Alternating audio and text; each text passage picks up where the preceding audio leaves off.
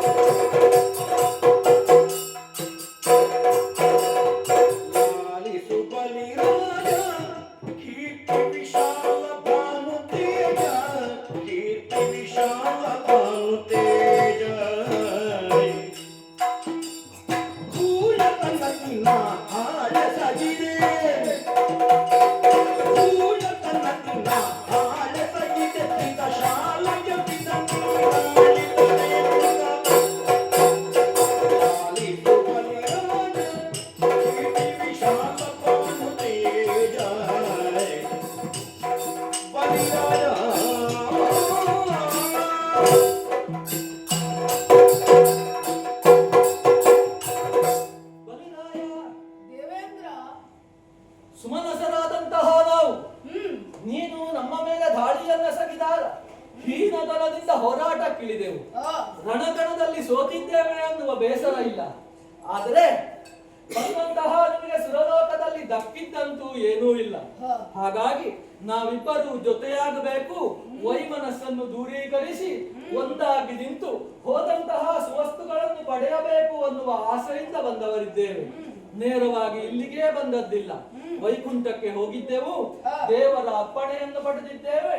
ನಾವಿರುವರು ಜೊತೆಯಾಗಿ ಸಮುದ್ರವನ್ನು ಮಥಿಸಿ ಸುವಸ್ತುಗಳನ್ನು ಮರಳಿ ಪಡೆಯಬೇಕೆನ್ನುವುದು ಹರಿಯ ಅಪ್ಪಣೆ.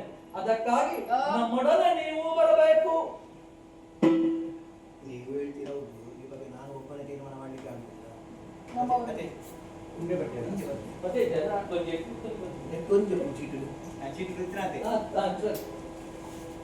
ಆದ್ರೆ ಅಮೃತದ ವಿಷಯ ಹೇಳ್ಬೇಕು, ಅಮೃತ ಭತ್ತದ ವಿಷಯ ಹೇಳ್ಬೇಕು. ಅದು ಹೇಳಿ ಆದ ಮೇಲೆ ಹರಿ ಹೇಳಿದ್ರು, ಕೊನೆಗೆ ಹರಿ ಇಷ್ಟೆಲ್ಲ ಹೇಳಿದ್ರು ನಮ್ಮ ದೇವರ ವೈಕುಂಠದ ಹರಿ ಹೇಳಿದ್ರು. ಕೊನೆಗೆ ಅಮೃತ ಹೇಳಿದ ಮೇಲೆ ಹರಿ ಹೇಳಿದ್ರು. ಮಂಡಲಗಿರಿ ಅಂತವರು ಮಾತು ಕೇಳಬೇಕು ಅದೆಲ್ಲ ಬಿಟ್ಟು ಹೇಳಿದ್ದೆ ಯಾರು ಮಾಡಿ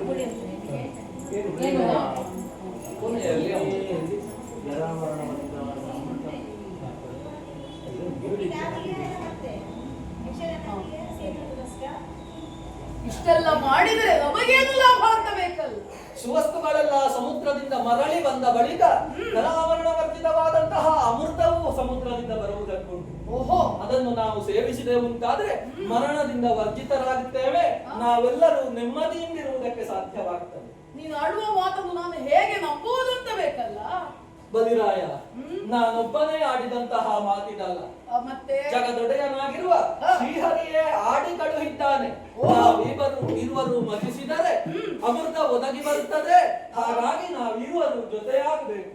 ದೇವೇಂದ್ರ, ನಿನ್ನ ಮಾತಿಗೆ ನಾನು ಒಬ್ಬನೇ ಇದ್ದು ಒಪ್ಪಿಗೆಯನ್ನು ಸೂಚಿಸುವುದಕ್ಕಾಗುವುದಿಲ್ಲ. ನಮ್ಮವರೆಲ್ಲರಲ್ಲೂ ಮಾತಾಡಬೇಕು. ಹಾಗಾಗಿ ನಮ್ಮವರನ್ನೊಮ್ಮೆ ಕರೀತೇನಂತೆ.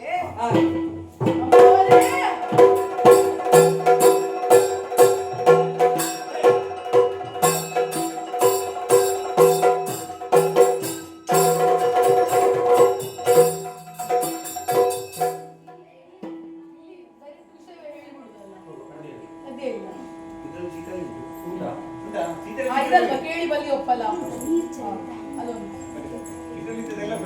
ನಾಳೆ ಅವರಿಗೆ ತೊಂದರೆ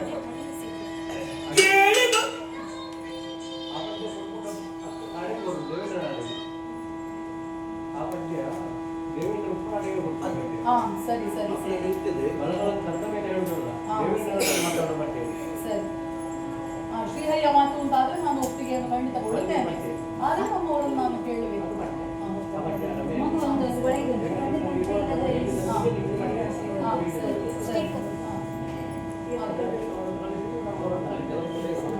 ಕರೆದಿಲ್ಲಿ ಡೈರೆಕ್ಟ್ ವಿಷಯ